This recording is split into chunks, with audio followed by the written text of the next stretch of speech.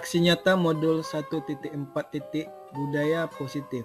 Haryanto Purnama Surya, calon guru penggerak Angkatan 9 SMK Negeri 3 Padang.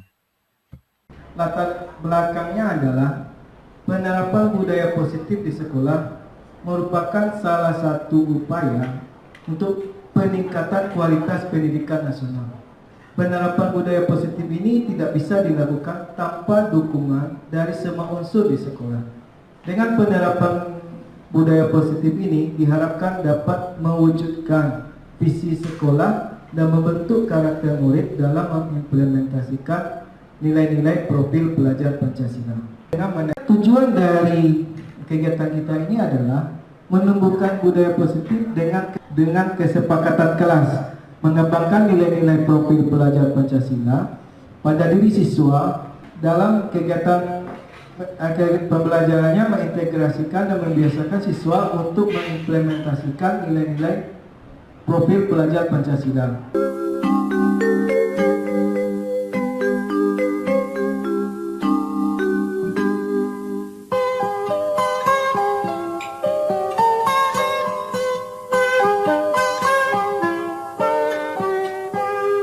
Bismillahirrahmanirrahim. Assalamualaikum warahmatullahi wabarakatuh. Alhamdulillahirrabbilalamin.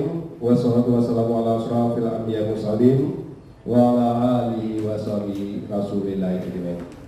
Asyhadu an la ilaha illallah wa asyhadu anna Muhammadar Rasulullah. Allahumma shalli ala Muhammad wa ala ali Muhammad. Rabbi sholli sadri wa yassir li amri wa hlul 'uqdatam min lisani yafqahu qawli.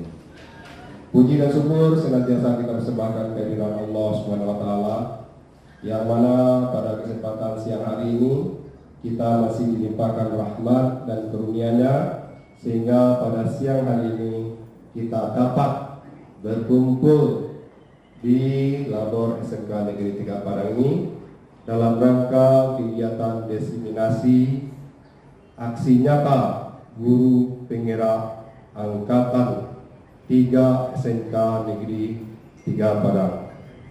Adapun peserta demonstrasi pada kita siang hari ini, pertama nanti adalah Ibu Yunizat Kristi SPD, yang kedua Bapak Haryanto SPD, ketiga saya sendiri Rahmat Hidayat MKOM, seterusnya Ibu Dianti Gusri SPD, dan Bapak K. Kanwil MA, dan Ibu Fenty SPD. Baik, yang sama-sama kita hormati Bapak Kepala SMK Negeri 3 Padang yang sudah bersedia hadir bersama kita pada siang hari ini.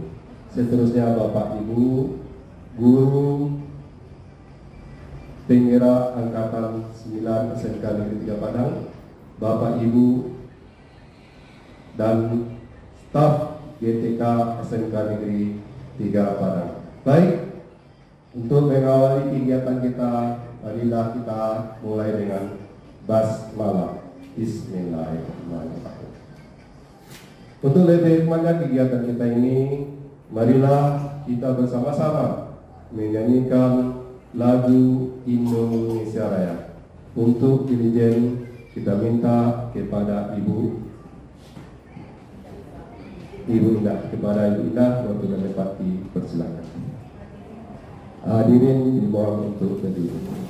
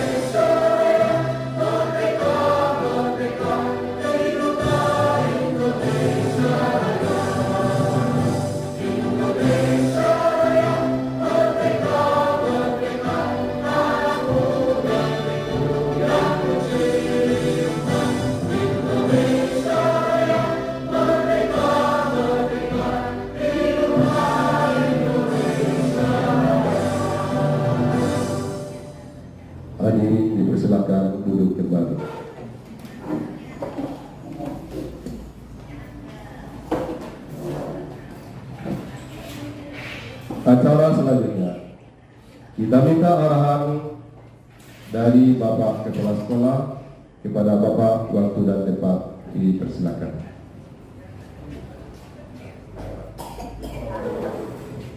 Bismillahirrahmanirrahim. Assalamualaikum warahmatullahi wabarakatuh.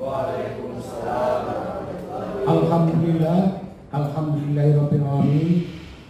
Marilah kita sama-sama mengucapkan puji syukur kita kehadirat Yang Maha Akbar Alamin. Pada hari ini kita telah dapat berkumpul di lapor ini dalam rangka melaksanakan kegiatan diseminasi kegiatan calon guru penggerak angkatan ke-9. Alhamdulillah SMK Negeri 3 Padang telah banyak yang lulus kemarin ini. Selanjutnya salam dan salam kita sampaikan ke junjungan kita Nabi besar Muhammad SAW. Allahumma sholli ala Muhammad wa ala ali Muhammad. Yang sama-sama kita hormati Bapak Jimmy selaku Ketua Jurusan TKJ, kemudian Bapak Ibu Guru Pegawai yang hadir pada hari ini, kemudian yang teristimewa terutama Bapak Ikan Lema, calon guru penggerak, kemudian Bapak Rahman Hidayat Enkom, kemudian Ibu Yunizet Kristiani SPD, calon guru penggerak, kemudian Ibu Gustri Deyanti, guru penggerak juga, selanjutnya Bapak Haryanto, Ibu Fenty SPD, dan bapak-bapak ibu yang hadir pada hari ini. Izinkan saya atas nama pimpinan kepala sekolah untuk membuka kegiatan ini. Ya, memang kegiatan ini sangat berarti dan tidak semua yang bisa lulus dalam calon guru penggerak ini. Untuk itu kita berikan apresiasi kepada kawan-kawan yang telah lulus menjadi guru penggerak, sekarang calon guru penggerak. Insya Allah sebentar lagi akan menjadi guru penggerak. Bapak Ibu yang kami hormati, ada beberapa hal yang perlu kita sikapi dan perlu kita jelaskan adalah yang pertama sekali adalah tentang keberadaan kita di suatu lembaga atau di suatu sekolah. Yang pertama yang harus kita pahami, yang harus kita mengerti dulu adalah visi dan misinya. Apa visi dan misinya? Baru kita bisa menyamakan persepsi kita untuk maju serentak dalam melaksanakan visi dan misi.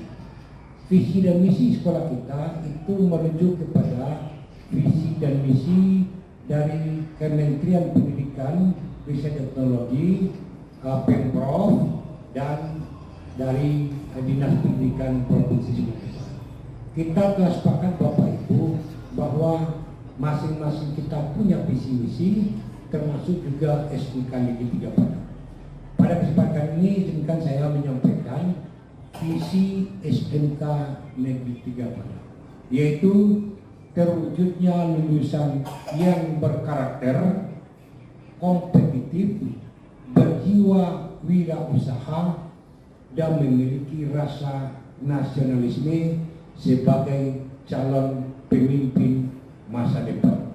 Jadi kita bukan hanya siap bekerja, tetapi kita harus juga siap menjadi pemimpin masa depan kalau memang kita dibutuhkan dan negara menginginkan kita ini. Jadi kita juga tenaga siap tampil, kemudian tenaga siap untuk menjadi pimpinan.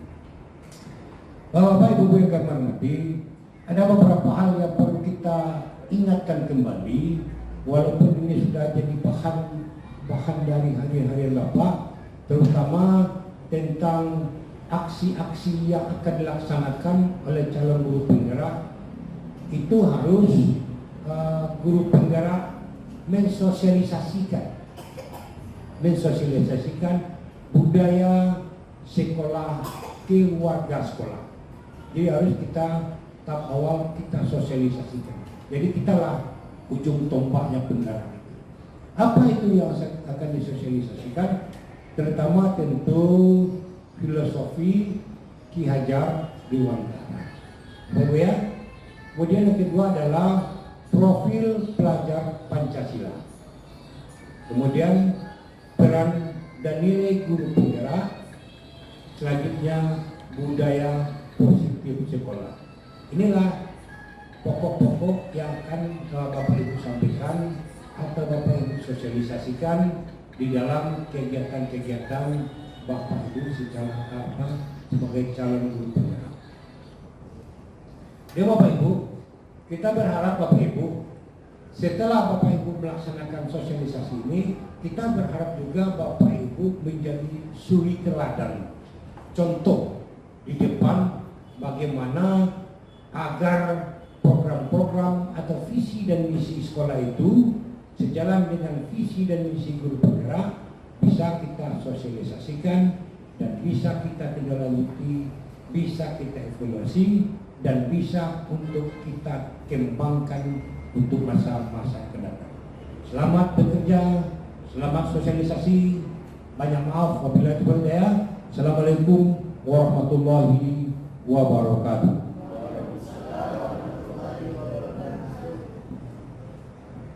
Terima kasih kita ucapkan kepada Bapak Kepala Sekolah yang sudah memberi arahan kepada kita bersama. Mudah-mudahan kegiatan kita ini berjalan sebagaimana mestinya. Baik Bapak Ibu, untuk berkahnya kegiatan kita ini, mari kita buka dengan membaca doa. Al-Fatihah.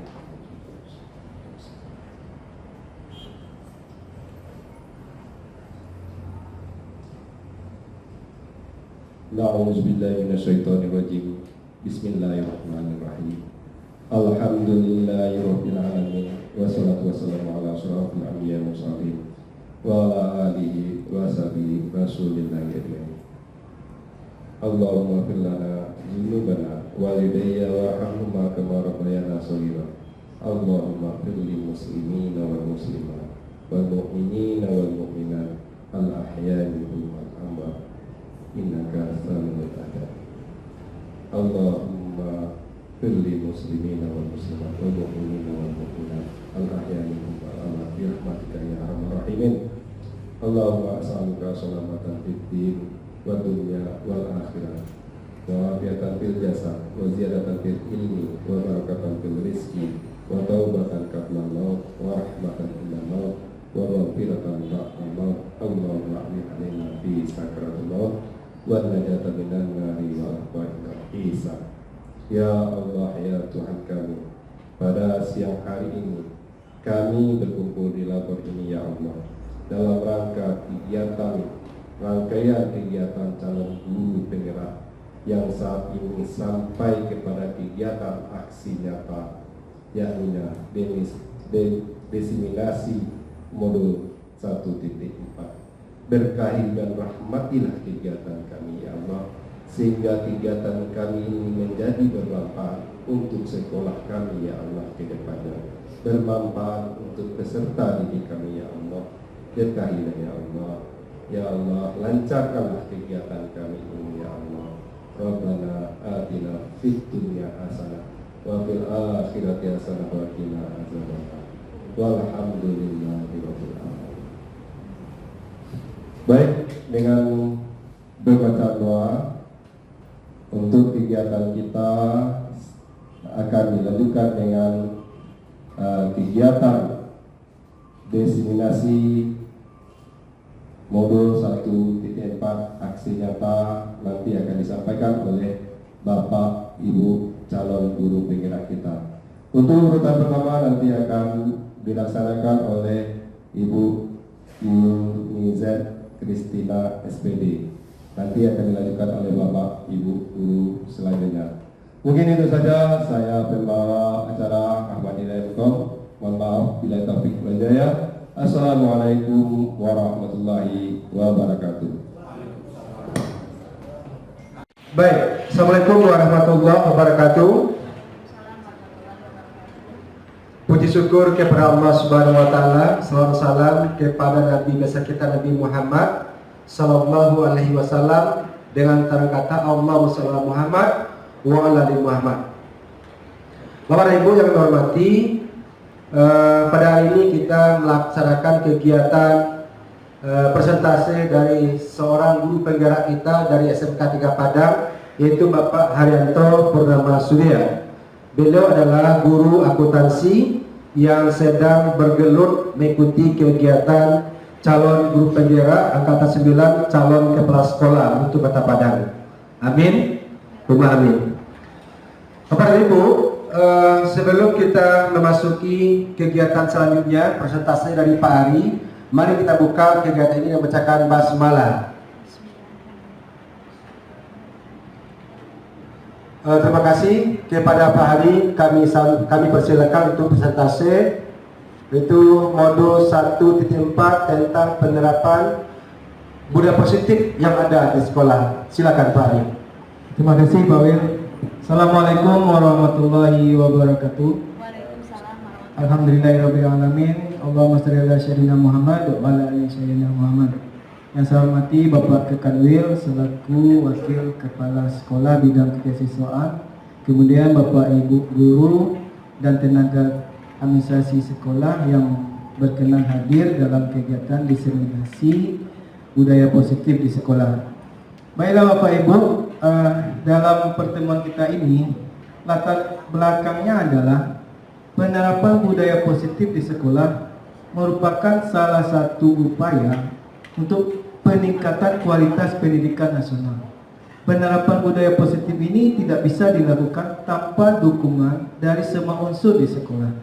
Dengan penerapan budaya positif ini diharapkan dapat mewujudkan visi sekolah dan membentuk karakter murid dalam mengimplementasikan nilai-nilai profil pelajar Pancasila. Jadi Bapak Ibu, menurut kami budaya positif ini harus kita terapkan di sekolah ini, karena ini akan bisa memajukan sekolah kita, akan membuat sekolah kita akan mencapai visi yang telah ditetapkan oleh kepala sekolah tadi. Kemudian budaya positif ini juga akan membuat siswa-siswa kita menjadi sukses, karena dengan menerapkan budaya positif di sekolah ini, siswa kita akan berkembang, siswa kita akan memiliki profil pelajar Pancasila. Kemudian tujuan dari kegiatan kita ini adalah menumbuhkan budaya positif dengan kesepakatan kelas, mengembangkan nilai-nilai profil pelajar Pancasila pada diri siswa. Kemudian dalam kegiatan pembelajarannya mengintegrasikan dan membiasakan siswa untuk mengimplementasikan nilai-nilai profil pelajar Pancasila. Kemudian konsep inti dari budaya positif itu adalah budaya positif dapat diwujudkan dengan menerapkan konsep inti seperti perubahan paradigma belajar, disiplin positif, dan nilai-nilai kebajikan, kebutuhan dasar manusia, motivasi perilaku manusia, posisi kontrol kegiatan guru, keyakinan kelas, dan segitiga restitusi. Pembelajaran dengan paradigma baru. Pembelajaran dengan paradigma baru merupakan pembelajaran yang dirancang berdasarkan prinsip pembelajaran berdiferensiasi, sehingga peserta didik belajar sesuai dengan kebutuhannya berdasarkan tahap perkembangan sesuai teori psikologi modern untuk mewujudkan profil pelajar Pancasila.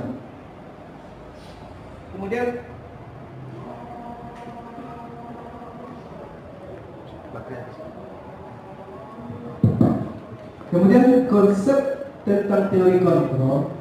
Di sini ada suatu ilusi yang berkembang pada sisi guru, yaitu ilusi guru mengontrol siswa. Di sini kita merasa telah mengontrol siswa tersebut. Padahal yang sebenarnya adalah diri siswa itu sendiri yang mengontrol dirinya.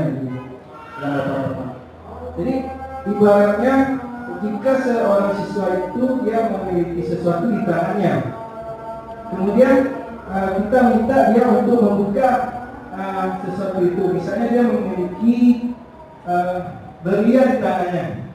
Kemudian kita seorang guru meminta kepada dia, tolong kamu berikan yang di dalam kepala tangan kamu itu.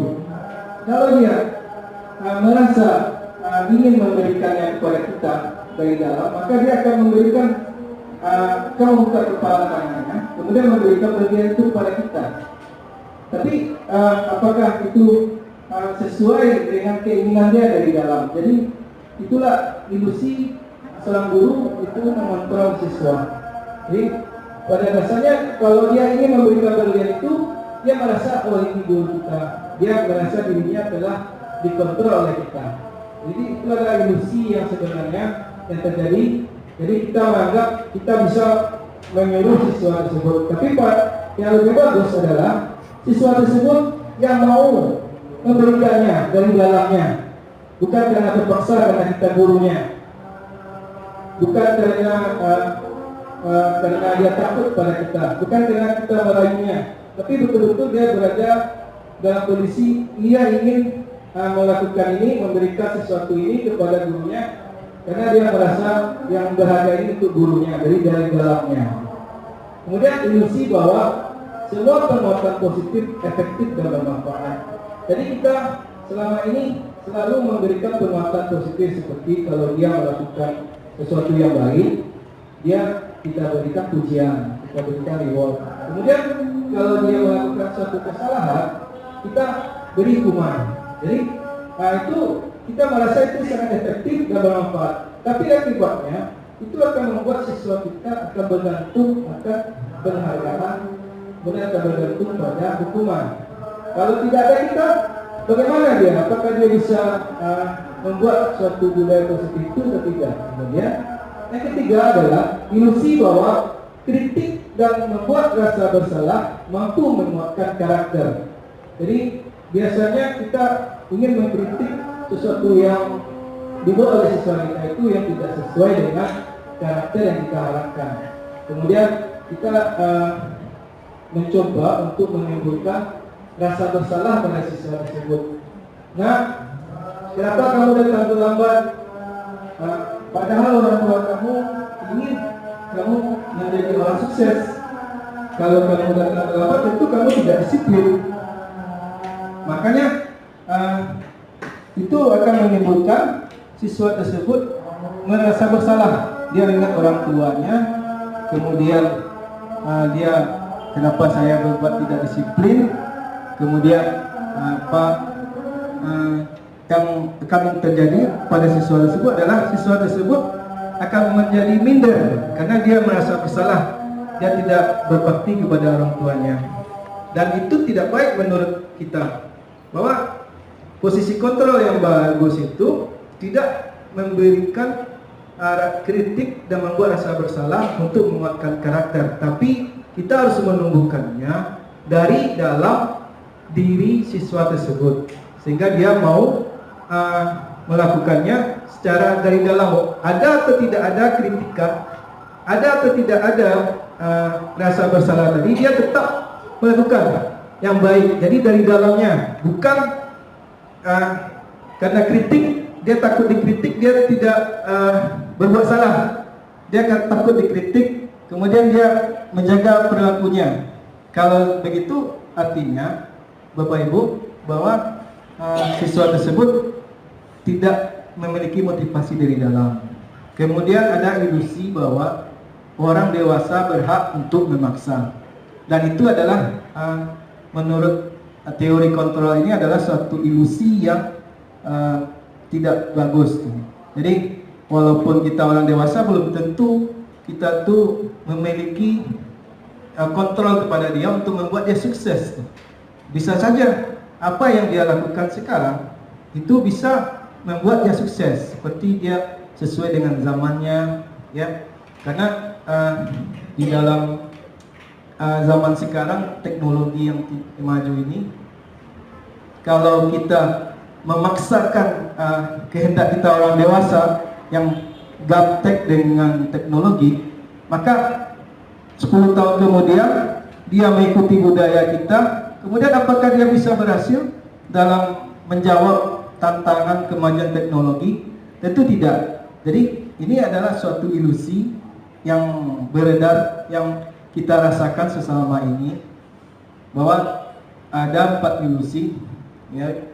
Ada ilusi guru mengontrol, kemudian ilusi bahwa kritik dan membuat rasa bersalah mampu menguatkan karakter, ilusi bahwa semua penguatan positif efektif dan bermanfaat, kemudian ilusi bahwa orang dewasa berhak untuk memaksa. Baiklah Bapak Ibu, menurut Bapak Ibu bagaimana Bapak Ibu? Saya mohon untuk responnya. Selama ini apakah kita merasa bahwa kalau kita sebagai orang dewasa berhak untuk mengontrol siswa kita? Kita merasa kita sudah berpengalaman dalam menjalankan hidup ini. Kemudian ada perilaku siswa yang tidak sesuai dengan keinginan kita. Menurut Bapak Ibu, apakah itu harus kita paksakan sesuai dengan keinginan kita? Atau bagaimana? Mungkin bisa Bapak Ibu memberikan saran. Bu Titin mungkin, Bu Titin, seandainya Bu Titin melihat siswa dalam belajar dia membawa HP, terus apakah Bu Titin melarangnya atau bagaimana? Mungkin berikan komentar Bu Titin. Baik, terima kasih. Kalau menurut saya sebagai seorang guru, kalau kita melihat siswa kita sedang bermain HP, itu hendaknya kita memberikan nasihat. Kemudian kita ada dulu untuk sementara waktu HP-nya, sehingga dia lebih fokus untuk melaksanakan PBL di saat kita memberikan materi tadi ya Pak. Nah itu tanggapan dari itu. Terima kasih. Jadi kita beri, terima kasih Bu Titin. Jadi kita berikan nasihat, kita tuntut ini gambarannya kalau dia main HP, kemudian apa baiknya, apa tidak, apa negatifnya. Terima kasih Bu Titin. Kemudian Ibu Betty, bahwa kita bisa memberikan, selama ini kan kalau kita berikan pujian, harapannya dia tetap melakukannya itu. Kemudian kalau kita memberikan hukuman, dia tidak melakukannya lagi. Menurut Bu Betty, apakah itu efektif dan bermanfaat?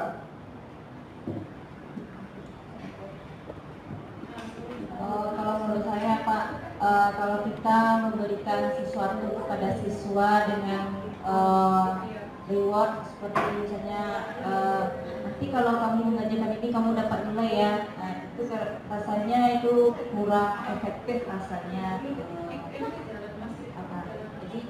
sini nampak dalam yang Bapak katakan tadi itu bahwa kita sebagai guru intinya bahwa semua penguatan positif, efektif dan bermanfaat. Jadi kurang efektif. Yang selama ini kita pelajari bahwa kalau kita memberikan pujian dalam teori belajar waktu kita kuliah dulu ya, bahwa kita memberikan penguatan atau memberikan pujian atau reward, maka itu akan terbiasa dia, akan dia melakukan berulang-ulang. Tapi rupanya itu sebuah ilusi dalam teori kontrol yang sekarang. Jadi itulah yang kita ingin diseminasikan Ibu-ibu dan Bapak-bapak, bahwa dalam pembelajaran yang sekarang kita harus menumbuhkan motivasi dari dalamnya Pak dan Ibu. Jadi dia tidak mengharapkan pujian dan reward lagi, dan tidak takut pada hukuman. Jadi bagaimana dia meyakini sesuatu itu baik ya. Dia tahu apa, kemudian apa positifnya dan apa negatifnya. Kemudian yang positifnya dia kembangkan, kemudian yang negatifnya dia tinggalkan, jangan dikerjakannya. Jadi dari dalamnya sendiri. Jadi ada atau tidak kita dalam kawasan kontrol siswa tersebut, ada atau tidak kita, dia memang mengerjakannya dari sendiri. Kalau dia sudah tamat, dia menyadari ya, karena dia dari dalam motivasinya, tidak mengharapkan penguatan positif yang efektif dan bermanfaat menurut kita tadi itu. Kemudian konsep lainnya adalah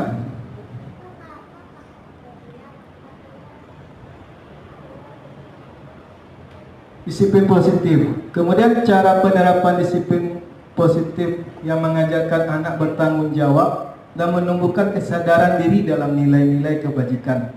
Jadi di sini dia akan disiplin karena dia menyadari pada nilai-nilai kebajikan. Jadi kita buka wawasan mereka untuk menyadari tentang nilai-nilai kebajikan yang seperti yang kita bahas tadi. Kemudian siswa dapat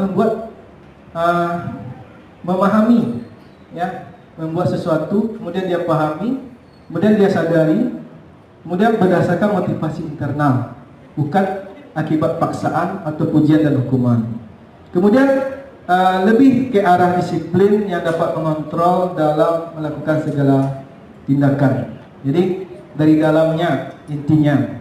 Jadi lebih mudah kita nanti melihat siswa kita di SMK 3 ini, dia tidak terlambat lagi karena dia tahu disiplin itu adalah nilai-nilai kebajikan yang harus dia terapkan dalam kehidupannya. Kemudian dia memakai seragam, jadi dia menumbuhkan rasa kepatuhan. Dari sini nanti dia akan punya nilai kebajikan. Kalau dia nanti bekerja disuruh memakai seragam safety, sepatu safety misalnya, ya harus memakai sepatu safety, memakai celana yang aman untuk dalam bekerja, ya dia pakai seragam yang diberikan oleh perusahaannya nantinya. Kemudian sebagai pendidik, tujuan kita adalah menciptakan peserta didik memiliki disiplin diri sehingga mereka berperilaku mengacu pada nilai-nilai kebajikan universal, kemudian memiliki motivasi intrinsik dalam perubahan perilaku ke arah yang lebih baik. Kemudian nilai-nilai kebajikan, nilai yang disepakati bersama lepas dari suku bangsa, agama, bahasa dan maupun latar belakang. Kemudian profil pelajar Pancasila, beriman dan bertakwa kepada Tuhan Yang Maha Esa dan berakhlak mulia. Kemudian berkebinekaan global, gotong royong, mandiri, kreatif dan menalar kritis. Kemudian keterampilan hidup, dapat dipercaya, lurus hati, pendengar yang aktif, tidak merendahkan orang lain dan memberikan yang terbaik dari dirinya. Jadi kebajikan, nilai-nilai kebajikan ini, Ibu dan Bapak-bapak, inilah yang harus kita tumbuhkan di dalam diri siswa SMK 3 Padang, sehingga nanti kita akan lebih mudah nantinya dalam mengontrol siswa-siswa kita. Kemudian untuk mengkaji lebih dalamnya bagaimana kita bisa menghidupkan budaya positif di SMK 3 Padang ini, kita harus tahu bahwa kebutuhan dasar manusia. Kebutuhan dasar manusia itu yaitu pertama bertahan hidup, kemudian kasih sayang dan rasa diterima, kemudian penguasaan, kemudian kebebasan, kemudian kesenangan. Jadi semuanya itu kebutuhan yang harus dipenuhi oleh setiap manusia, baik kita seorang guru maupun yang harus dipenuhi oleh siswa kita. Jadi kalau seandainya ibu-ibu dan bapak-bapak tolong beri respon, misalnya seandainya dalam PBM itu siswa kita sering keluar masuk, berarti kebutuhan apa yang tidak diperoleh dalam kelas sehingga dia mencari sesuatu lingkungan yang baru di luar, misalnya di toilet atau kamar kecil yang bisa membuat dia senang. Iya Bapak Ibu? Iya Ibu? Tolong diberi respon. Bagaimana? Apakah kita melarangnya atau tidak? Karena itu merupakan kebutuhannya. Dia butuh senang. Ya, kebutuhan senang akan sesuatu. Tapi kalau kita dalam PBM, seandainya nanti ada beberapa orang siswa, oknum siswa kita yang keluar masuk dalam PBM kita, kemudian tentu akan kita pertanyakan apa yang terjadi jika siswa kita itu keluar masuk. Kemudian kasih sayang dan rasa diterima, kemudian bertahan hidup, kemudian penguasaan, kemudian kebebasan. Semua itu adalah kebutuhan dasar manusia. Kita sebagai guru harus memenuhi kebutuhan dasar itu dalam kegiatan PBM kita. Ya Bapak Ibu, misalnya siswa kita lapar misalnya, dia belum sempat makan pagi karena buru-buru terlambat bangun, kemudian datang ke sekolah, belum sempat sarapan. Kemudian dia permisi apakah kita berikan izin untuk keluar? Biasanya kita berikan, ya. Berarti kita mengerti akan kebutuhan dari siswa kita. Jadi kita jangan yang selama ini mungkin saya lebih otoriter. Kalau saya buat peraturan siswa dulu, kalau sudah 2 jam ketiga boleh baru keluar main, boleh baru keluar jajan. Tapi waktu baru masuk, kalau kita fresh, tidak boleh yang keluar, tetap di dalam. Menurut ibu-ibu dan bapak-bapak, apakah itu bagus? Mohon komentarnya Bu Eva atau Ibu Kak. Terima kasih Pak Ali.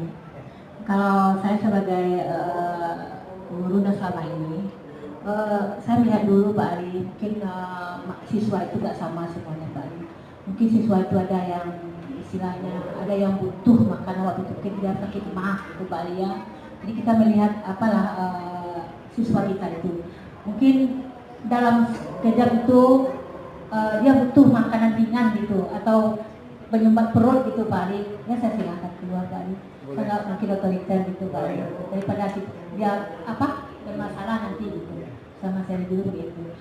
Di lokal itu juga Bu, seminar sebentar Bu, mungkin cerita ringan gak mengganggu situasi belajar, itu saya silakan aja Pak Ali. Karena ada beberapa mahasiswa itu kan ada penyakit gitu Pak Ali, jadi kita nggak mungkin menahan gitu Pak Ali. Itu pendapat saya. Terima kasih Pak Ali. Terima kasih Bepa. Berarti dalam posisi sekarang kita mengerti siswa itu dia butuh kebutuhan dasarnya itu ya bertahan itu makan ya Bepa. Ya. Kemudian ada lagi Bepa dan ibu bapak yang lain. Misalnya siswa itu dia butuh kebebasan. Kemudian dia butuh kesenangan lagi. Seperti dia lihat temannya diberikan izin oleh guru kita.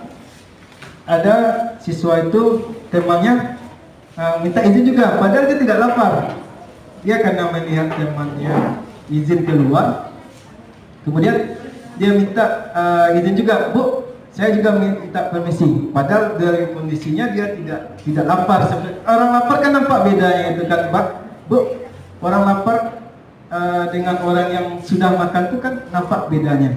Tapi dari penilaian kita, dia minta izin meniru temannya yang sudah kita berikan izin ke kantin. Jadi bagaimana kita seharusnya Bapak Ibu? Apakah kita berikan izin atau tidak? Mungkin berikan pendapatnya Bapak, bisa Pak? Misalnya ada kita di kelas siswa makan, minta izin makan karena dia lapar. Kita nampak wajahnya memang lapar, belum sempat sarapan. Kemudian ada temannya lagi minta izin keluar karena meniru temannya yang diizinkan oleh kita. Menurut Bapak, apakah Bapak izinkan atau tidak? Bisa berikan komentar Pak? Terima kasih Pak. Izin Pak ya. Kalau menurut saya sendiri Pak, yang dari persoalan yang tadi Bapak sampaikan, misalnya ketika ada seorang temannya pengen minta izin karena mungkin lapar untuk ke kantin sementara untuk menghalangi kayak makanan ringan supaya nggak lapar lagi. Tapi ada temannya, karena temannya ini juga merasa bosan di kelas sehingga menurut temannya keluar juga. Mungkin kalau misalnya saya sebagai guru Pak, itu dibatasi dulu Pak yang keluar gitu. Jadi jangan berdua, karena kalau seandainya berdua itu bisa jadi nanti waktu yang diberikan lebih lama Pak. Misalnya kita sebagai guru memberikan kesempatan 5 menit atau 6 menit untuk keluar. Tetapi karena berdua bisa nanti kita ngobrol sehingga akhirnya yang tadinya 6 menit bisa menjadi 10 menit Pak. Oleh karena itu dengan adanya kita sebagai guru untuk memberikan batasan waktu, jadi bisa jadi nanti temannya ini akhirnya enggan untuk keluar karena akhirnya kiranya nggak mau berdua nih, jadi malu jadinya Pak. Jadi yang keluarnya sendiri, artinya memerlukan makanan juga ya Pak. Itu seperti itu saya. Iya deh. Terima kasih Pak. Terima kasih banyak Pak. Jadi di sini saya setuju dalam posisi Bapak yang berlakukan untuk anak kita. Kemudian dalam memenuhi kebutuhan itu, kalau dia tidak memenuhinya Pak dan Ibu, maka akan terjadi konflik. Mungkin dia merasa dendam mungkin dengan kita. Kalau seandainya kita tidak memberikan izin, mungkin ini bisa jadi, dan bisa jadi posisi yang kita ambil seperti Bapak terangkan tadi juga benar. Cuma kalau seandainya kita memberikan izin untuk saat itu bisa saja setengah dari kelas kita itu minta izin meniru karena siswa tersebut ingin rasa diterima oleh teman-temannya tuh. Kalau dia berani minta izin kepada gurunya, kemudian dia dapat izin, dia merasa berkuasa tuh. Jadi di sini kita harus bisa mengatur strategi kita. Nanti bisa kita panggil mereka, kita diskusi, kita kuatkan karakternya. Kalau seandainya kondisinya dia hanya berdua, boleh saja kata Bapak tadi ya, boleh saja. Tapi kalau dia sudah setengah, kita cut saja dulu, karena bisa setengah kelas itu minta izin semuanya. Kemudian kalau dia berdua, nanti kita panggil dia setelah PPM. Mungkin kita panggil, nah kenapa kamu minta izin? Ya Pak, karena teman saya si A Bapak beri izin, sedangkan saya kok tidak diberi izin. Jadi kita berdialog dengan dia. Kita lihat, kita analisis apa kebutuhannya, kenapa dia berbuat demikian. Apakah dia ingin menampakkan kebanggaannya kepada teman-teman, dia berani minta izin di depan kelas, atau dia ingin memiliki kebebasan, atau dia ingin kesenangan. Jadi disinilah tugas kita Bapak Ibu, yang selama ini mungkin kita tidak memahami kebutuhan tersebut. Kalau siswa tersebut tidak makan, maka kita otoriter, kita larang mereka untuk pergi ke kantin. Tapi kalau dia di sini dia butuh kebanggaan kepada temannya, ya kita berikan restitusi yang lain, yaitu kita berikan tanggung jawab dia sebagai siswa. Ya, mungkin kita bisa memberikan dia sebagai ketua keamanan, atau kita berikan dia sebagai ketua atau jabatan-jabatan yang penting yang membuat siswa kita itu bangga bahwa kebutuhannya itu merasa dia berkuasa, dia hebat. Kita berikan, jadi kita penuhi semuanya. Jadi Bapak Ibu, kita harus paham 5 kebutuhan dasar ini agar kita tidak bentrok dengan siswa kita. Kemudian motivasi perilaku manusia. Ada yang pertama, yaitu untuk menghindari ketidaknyamanan atau hukuman. Jadi ini untuk siswa-siswa kita yang patuh ini, dia akan mengikuti peraturan-peraturan yang telah dibuat oleh kita atau oleh sekolah. Kemudian motivasi perilaku manusia yang kedua adalah untuk mendapatkan imbalan dan penghargaan dari orang lain. Jadi itu motivasi. Kemudian ada yang ketiga yang harus kita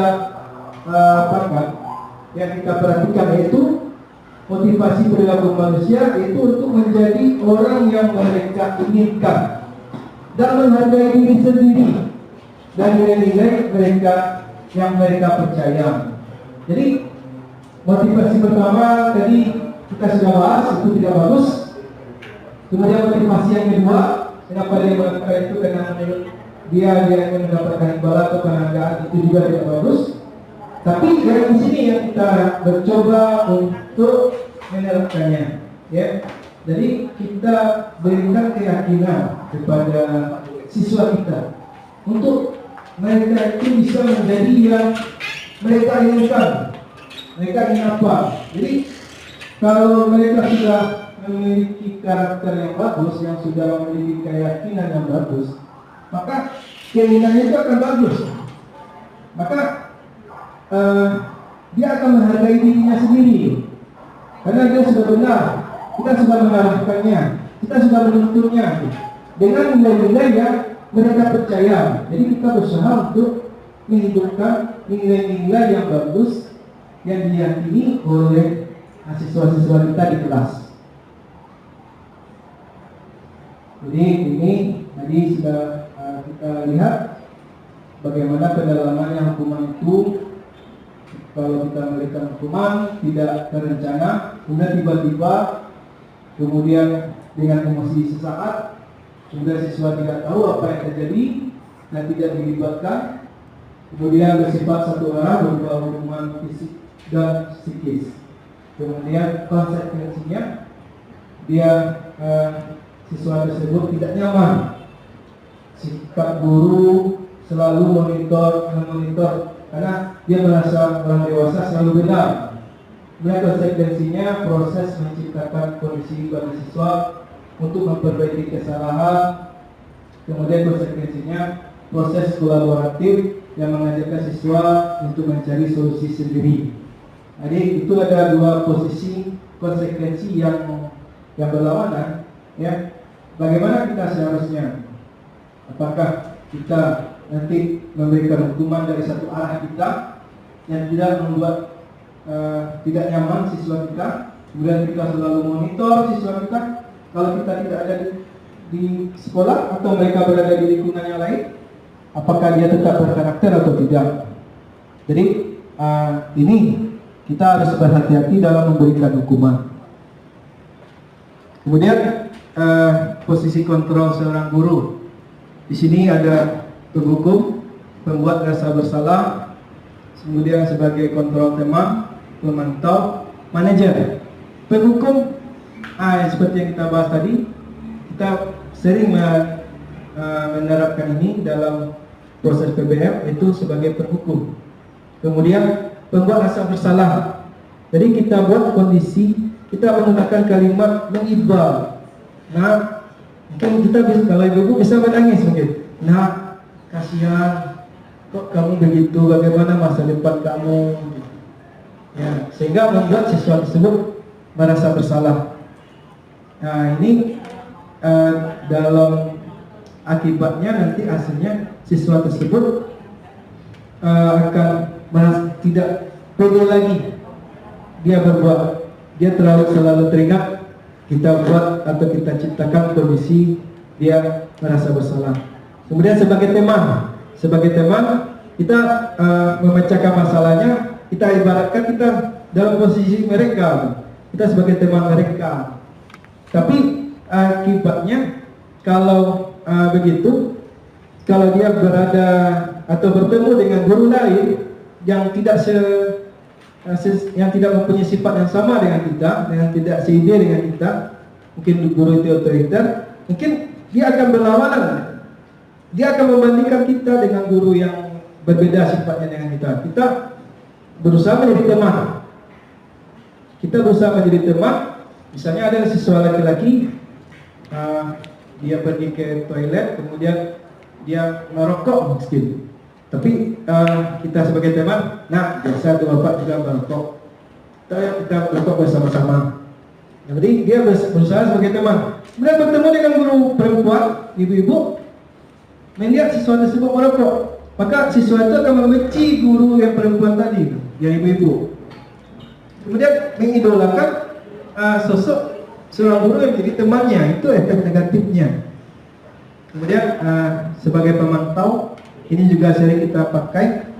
Misalnya siswa itu bermasalah, kita panggil, kita masukkan buku kasus. Kalau seandainya nanti dia mengulangi masalahnya, ada jurnalnya sama kita. Jadi kita pantau. Kalau dia ulangi lagi, kita lihatkan buku kasusnya. Tidak, kamu sudah berjanji tidak mengulangi. Kenapa kamu ulangi lagi? Di sini sebagai posisi pemantau. Kemudian yang bagusnya Bapak Ibu, itu di sini kita sebagai manajer. Manajer itu kita tidak menghukum, tidak membuat dia merasa bersalah. Ya, di sini kita memberi dia siswa itu dalam kondisi dia orang bersalah, orang yang gagal, yang kita anggap dia orang yang gagal dalam berkarakter. Jadi bagaimana kita berkolaborasi, bagaimana menghidupkan motivasi, bagaimana kita membuka wawasan mereka, kebutuhannya, ada cara lain yang lebih bagus untuk memenuhi kebutuhan yang 5 dasar tadi. Kalau ada restitusi yang bisa kita berikan sehingga win-win solution. Jadi siswa tersebut yang gagal tadi, dia bisa kembali lagi kepada komunitasnya. Jadi dia tidak merasa menang sendiri. Dia merasa mau mengganti rugi kalau seandainya menyebabkan tindakan itu merugikan teman-temannya, dan teman-temannya merasa bahwa kesalahan yang dibuat oleh siswa tadi bisa diganti dan bersedia mereka melakukannya tanpa ada paksaan, karena dia merasa ini adil, ini saya telah merobek baju teman saya, maka saya bersedia untuk menjahit baju temannya yang dia robek tadi itu. Dia telah menghina temannya, maka dia di sini kita berikan motivasi, kita buka wawasannya bahwa temannya itu telah dilecehkan olehnya, kemudian dia sadar bahwa bagaimana dia mengembalikan martabat temannya tadi yang sudah dia hina-hina tadi itu. Dia bersedia tanpa dipaksa. Ya Bapak Ibu, jadi kita di sini adalah posisi manajer bagusnya. Jadi dari motivasi dari dalam tadi kan kita memahami bagaimana kebutuhan dasar dari manusia, bagaimana cara pandang mereka dalam memenuhi kebutuhan. Ya, di sini contoh-contoh pembuku.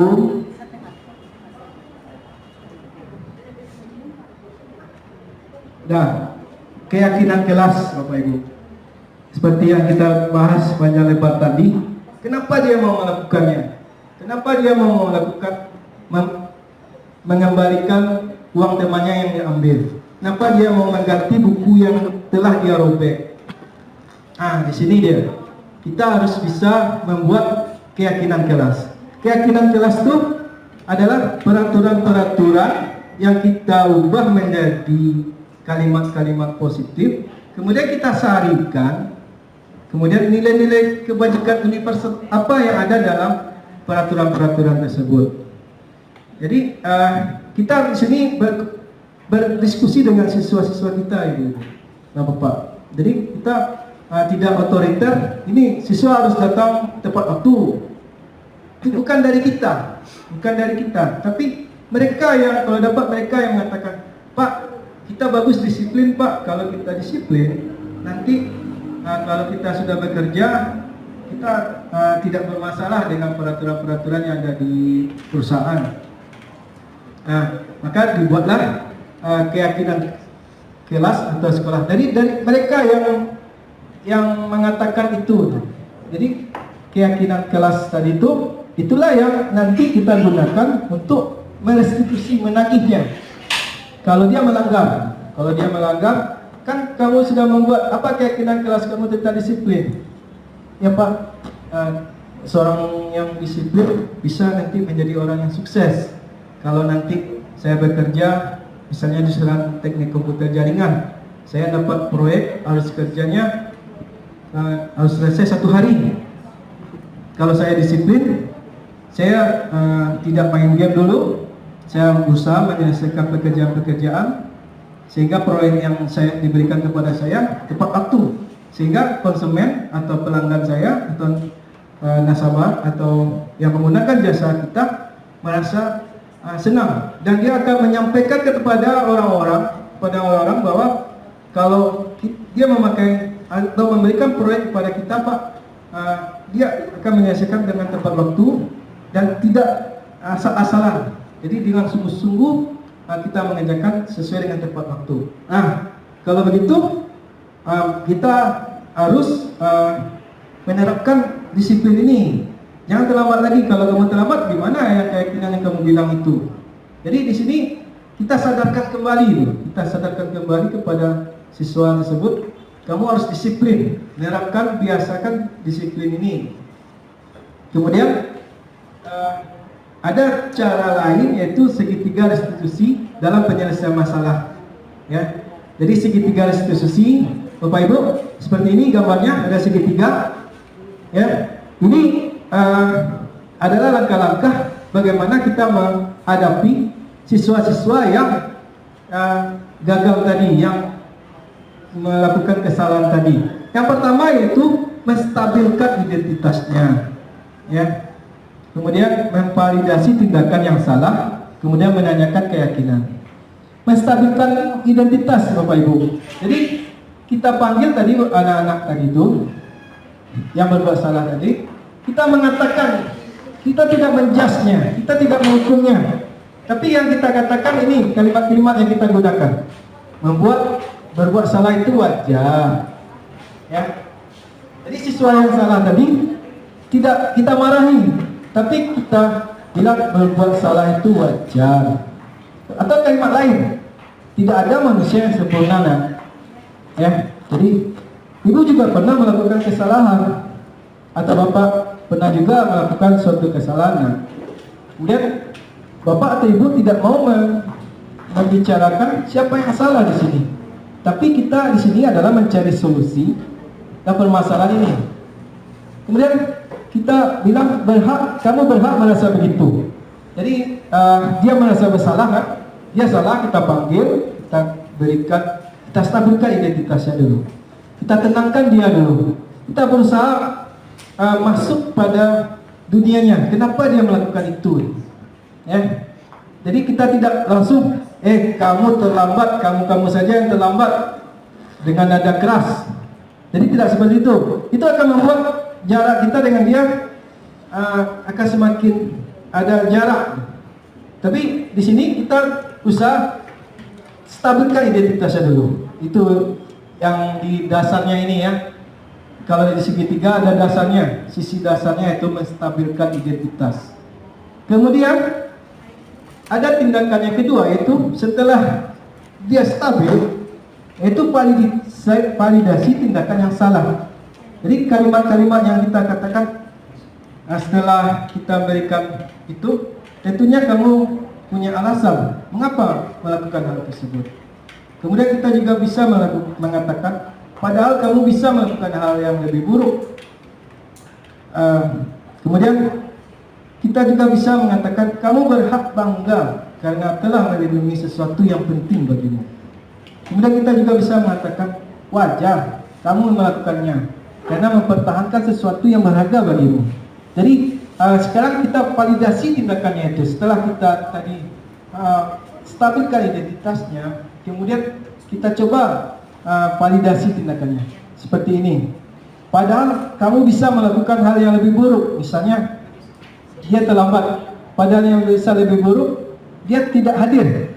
Ya, kan lebih buruk kalau dia terlambat, padahal kamu bisa libur, pergi cabut keluar, main-main di Transmart atau di mana misalnya. Tidak datang ke sekolah ini daripada datang terlambat. Bagusnya sekarang daripada tidak sekolah, bagusnya kamu terlambat. Nah, jadi kita masih berusaha. Kemudian ada lagi yang posisi yang segitiga tadi, yang sisinya yaitu menanyakan keyakinan yang sudah kita buat tadi. Apa kalimat-kalimat yang kita pakai? Bagaimana keyakinan kelas yang kita buat? Jadi kita ingatkan lagi keyakinan kelas yang kita buat bersama tadi. Kita bisa mengimbau memorinya lagi. Bagaimana keyakinan kelas yang kita sudah buat? Kemudian nilai apa saja yang telah kita sepakati bersama? Kemudian menurutmu seperti apa kelas yang nyaman yang membuat kamu bahagia? Kemudian kamu ingin menjadi orang yang seperti apa? Jadi ini menurut psikologi, ya Bapak Ibu, segitiga restitusi ini sangat efektif. Biasanya pengalaman-pengalaman yang telah terjadi, bahwa segitiga institusi ini bisa membuat siswa-siswa kita menjadi nyaman, kemudian tumbuh motivasinya, kemudian dia dari orang yang gagal menjadi orang yang sukses. Baiklah Bapak Ibu, mungkin itu diseminasi yang bisa kita sampaikan. Jadi dalam penerapan program disiplin positif, hendaknya guru memiliki standar kepribadian profesional dan sosial yang baik, di mana guru mampu merefleksi dirinya dalam posisi kontrol guru saat ini. Bagaimana perjalanan dirinya, yaitu sebagai among, ya, sebagai manajer yang menuntun siswa-siswinya menjadi insan yang mandiri, merdeka, dan bertanggung jawab. Mungkin bisa Ibu Fenty berikan, atau Bu Titin atau Ibu Tian memberikan refleksi apa kegiatan diseminasi kita.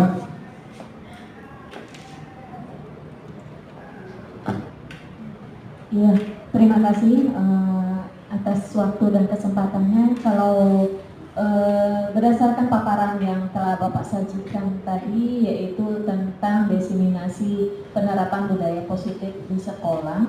Nah, di sini banyak hal yang kami dapat mempelajari dari budaya positif yang telah Bapak paparkan tadi. Nah, yang terutama adalah bagaimana kita menjadi penuntun di dalam pembelajaran. Kemudian bagaimana kita membuat yang namanya keyakinan kelas, yang selama ini kita kan selalu membuat peraturan satu arah aja, yang kita yang buat, berarti anak harus mengikuti. Ternyata itu tidak lagi, berarti kita harus juga mendengarkan ide atau pendapat dari peserta didik kita, yang artinya mereka senang, kita pun juga senang untuk mencapai tujuan dalam pembelajaran tersebut. Nah, kemudian ada juga tadi yang sangat saya cerna, kemudian saya dan sudah mungkin yang akan saya laksanakan, yaitu tentang restitusi, segitiga restitusi. Yang artinya selama ini mungkin kita sebagai penghukum mungkin tidak lagi gitu, karena sudah banyak sekali paparan yang Bapak sajikan tadi, itu sudah membuat pembelajaran buat diri saya pribadi dan mungkin juga untuk guru-guru yang lainnya, bahwa kita bukan sebagai penghukum tetapi sebagai manajer di sini, artinya menuntut peserta didik kita untuk bertanggung jawab terhadap dirinya sendiri atas permasalahan yang mereka perbuat, sampai mereka mencari solusi atas perbuatan yang mereka lakukan tersebut. Nah, kemudian juga tadi ada tentang bagaimana kita mengizinkan siswa yang telah dipaparkan yang dijawab oleh Bapak Dava. Ya, berarti kita tidak semua siswa itu harus keluar secara berurutan, tetapi mereka punya rentang waktu, kemudian akhirnya saling bergantian. Nah, di sini kesimpulannya yang dapat saya jabarkan, yaitu bagaimana kita di sini sebagai pamong di dalam pembelajaran itu yang membuat peserta didik kita merasa nyaman, kemudian merasa senang dalam belajar, merasa disayangi, merasa kita peduli, kemudian mereka juga merasa bebas, senang, dan punya penguasaan atas diri mereka sendiri. Itu kesimpulan yang saya dapatkan. Terima kasih. Terima kasih Bu Tia atas refleksinya. Ya, kita butuh dukungan Bapak Ibu. Kita butuh dukungan sebagai guru. Tentu kita ingin siswa kita berkarakter dan sekolah kita memiliki budaya positif. Dan Bapak Waka siswa, kami juga butuh dukungan untuk menerapkan budaya positif ini, dan kita tentu sama-sama ingin sukses. Kita ingin siswa kita memiliki karakter yang bagus sesuai dengan profil pelajar Pancasila. Mungkin demikian kegiatan yang bisa saya sampaikan. Terlebih dan terkurangnya di sini saya mohon maaf. Wabillahi taufiq wal hidayah. Assalamualaikum warahmatullahi wabarakatuh, dan saya kembalikan kepada Bapak moderator. Baik Bapak Ibu, aplos untuk Pak Ari semuanya yang sudah berbagi ilmu dan kita bersama di sini. Mudah-mudahan ilmu yang dibagi Pak Ari bisa kita implementasikan untuk perubahan di SMK Liga Padang ini. Bapak dan Ibu, saya sebagai pembicara mohon maaf kalau ada salah dan khilaf.